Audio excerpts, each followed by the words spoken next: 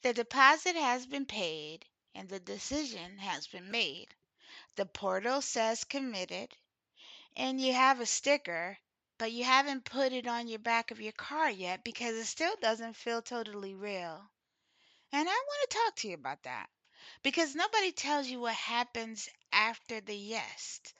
We spend so much time on the search, the application, the waiting, and then the moment is done.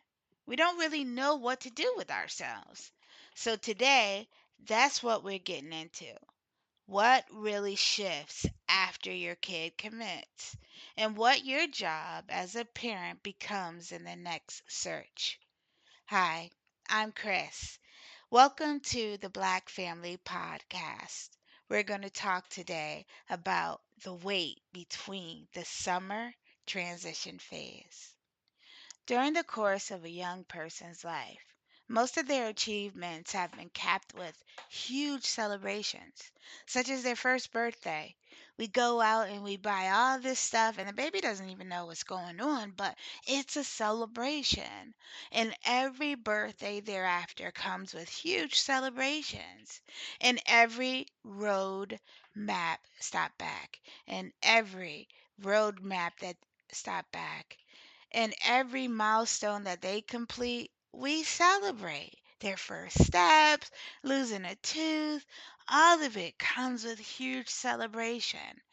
And this last one, accepting a college offer, came and left with no real huge celebration. They may have posted stating that I'm going to XYZ college, but that was it. Nothing more. Just a declaration. But what's left? You know you're going to college. You know that you're going to study. And you know that it's the next step in a huge part of your life that's going to take a lot of time. But that decision, although it seems like it should have been monumental, came and went with very little celebration. This anticlimax that nobody warned you about can feel weirdly flat, not just for parents, but for the students too. Their excitement seems to kind of pass fast, and what is left is like a low grade uncertainty. They kind of feel like they signed something that was wrong, or they didn't choose the right course, or maybe they should have waited. It's all a roundabout way of second guessing themselves. Actually, it's a sign that your kid is taking this thing seriously. If they weren't second guessing themselves, I would kind of check in on that. Talking about the nervous energy of the surge doesn't just evaporate, it transforms into something harder to name. When you think about your child and what they're going through, I want you to talk about what it felt like the day when that final decision was done. What did your house feel like? Did your kids seem deflated, relieved, or just quiet? Did you expect more confetti than you got?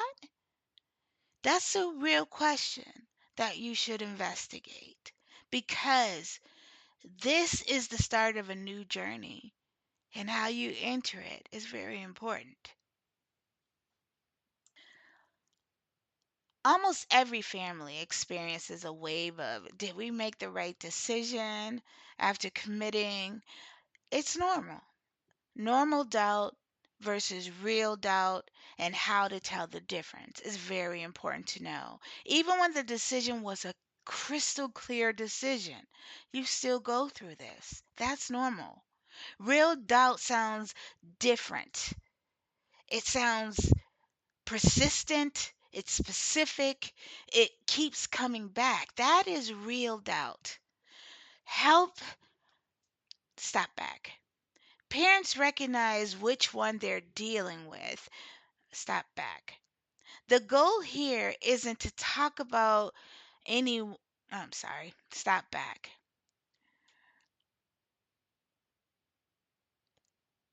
Doubt is real. The goal is not to talk yourself out of doubt.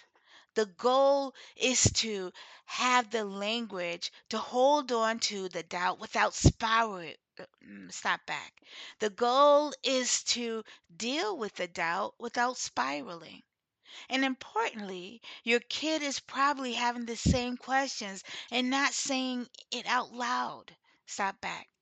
More importantly, your child is probably having the same questions and not saying it out loud.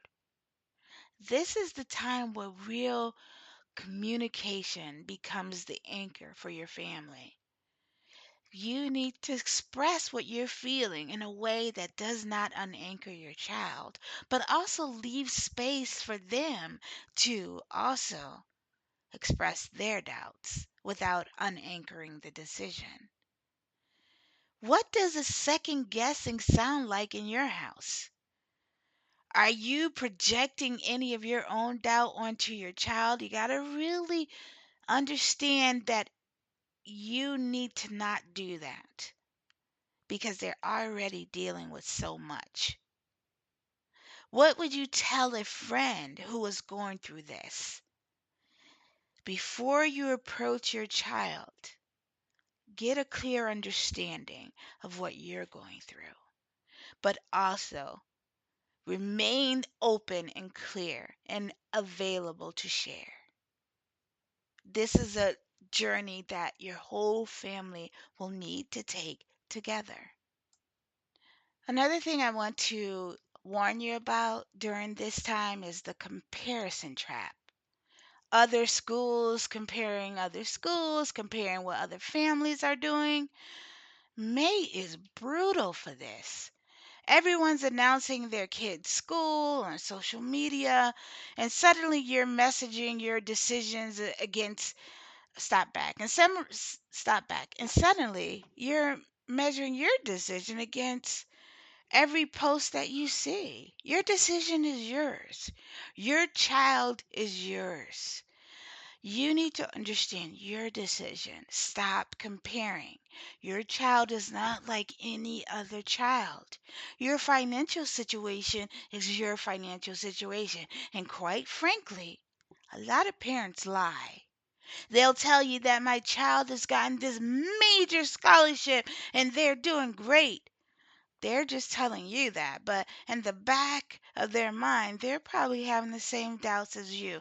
Stop listening to the noise and pay attention to what's happening. Now, you need to get real honest about what the right school actually means. And it has nothing to do with the neighbor's kid and what the neighbor's kid is doing. The family down the street made a decision based on their kid's need, and you made the decision based on yours. So I want you to ask yourself, what comparisons caught you off guard? And did your kid bring one home from school? So, like, so and so got into X school. How do you shut out that noise without dismissing their feelings? Because you're going to start seeing these comparisons. And these comparisons come with misaligned truths that can take you out of your element. Find a way to center your decision, your child, and your goals. The other side of the coin is some families are in grief. They're still dealing with the school that didn't pick their child. Maybe that school was a dream school, a school that that child had thought about for years, and it just didn't happen. Or maybe you just couldn't afford it, and the kid did everything that they were supposed to do to get into that school. And now, once they've done what they needed to do, you just simply can't afford to send them. The grief is real and it deserves a moment, not to be rushed past. You got to deal with it because there's a limit on how long you live in this, and it could have and stop back because there is a limit on how long you can live in what could have been. You cannot stay there forever. The school they're going to stop back. The schools that they stop back. The school that they end up going to is the story now, not the school that they wanted to go to. You need to acknowledge that loss without letting it cast a shadow on the new opportunity. You got to mourn, you got to grieve, and then you got to move on in order to realize the success that is really in front of you. So I want you to evaluate this. Was there a school in your family's process that stings a little? Stop back. Was there a school in your family's process that still stings a little? How did you talk about that with your kid without making them feel like a consolation prize? Have those conversations before your child leaves you. It'll help. Now, parents, I want you to listen to me. And I want you to just lay down your guard just a little bit because it's important and it's going to help. But your role must change now.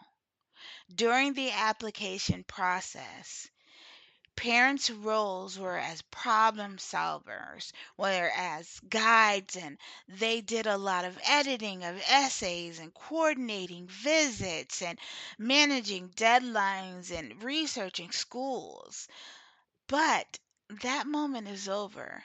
After your kid commits, your role has to shift. You are no longer the navigator. You're the co pilot. You're going to have to step back. The practical stuff still exists, like housing forms and orientation sign up and financial aid paperwork, but the emotional posture must change. Your kid needs you to believe in the decisions and not keep auditing the decision making process. They're going to make some decisions, and you're going to have to believe in the decisions that they make. Talk about what it means to be supportive. Talk about what it means to witness your child's excitement rather than being a second guesser. Yes, they're going to make mistakes, but this is the time for them to do it. Allow it, but allow it in a way that secures them. Don't allow them to make reckless mistakes, but allow them to make their own decisions. Where do you feel yourself still wanting to manage or control something in the process? Ask yourself that and see if you can back up just a little. What does it look like to hand more of this to your child? You're going to have to do that because if your child is going out of state and you're in another state, or they're on campus and you're on the job, they need to start handling things by themselves. And the only way that they're going to be able to do that successfully is if you show that you have trust and belief in them. You're their anchor. So you have to be steady. This is the last point I want to make. If you made a post about where your child is going to go, and where they've committed to, and you've had some residual anxiety, let me give you the antidote to the post commitment anxiety, and that is forward movement. But it must be the right kind of forward movement. There's real stuff to stop back. There's real stuff to do still. The FAFSA follow up. You still have financial aid situations going on. Scholarship opportunities are still out there to be gained. Housing applications, you still need to keep working on the housing application. You're going to get orientation registration. Keep a lookout for that. You're going to connect with the new roommate. It's going to be important to try to solidify that connection prior to meeting. So arranging that is going to be important. You're going to let your kid lead on this and support them from behind. This is actually the first real practice run at independence while you're still there. If you're doing it for them, you're missing the point. They need to pilot this journey, and you need to be the co pilot. I know I said that in the last part, but this is so very, very important. You and your child needs to move forward, even now between the time of commitment and the time of graduation. There's still so much to do. What tasks are on your list right now? And what are on your kids' list? Are they the same list? And who owns what? Get your things down on paper and get them done. Okay, here's what I want you to hold on to: the doubt you're feeling, the comparison you're caught yourself making, and what if that stop back. The what if that still pops up. None of that means you made the wrong decision. It means you're a parent who cares. The right school isn't the one with the best ranking or the biggest names on on stop back. The right school isn't the one with the best ranking or the biggest name on the sweatshirt. It's the one where your kid is going to grow into who they're supposed to be. You did the work. You made a thoughtful call. Now your job is to trust it and to help your kid trust it too. Next week, we're getting into the home stretch of senior year. Senioritis is real, but there's a way through it that doesn't require you to be the bad guy. I'll see you then. Bye.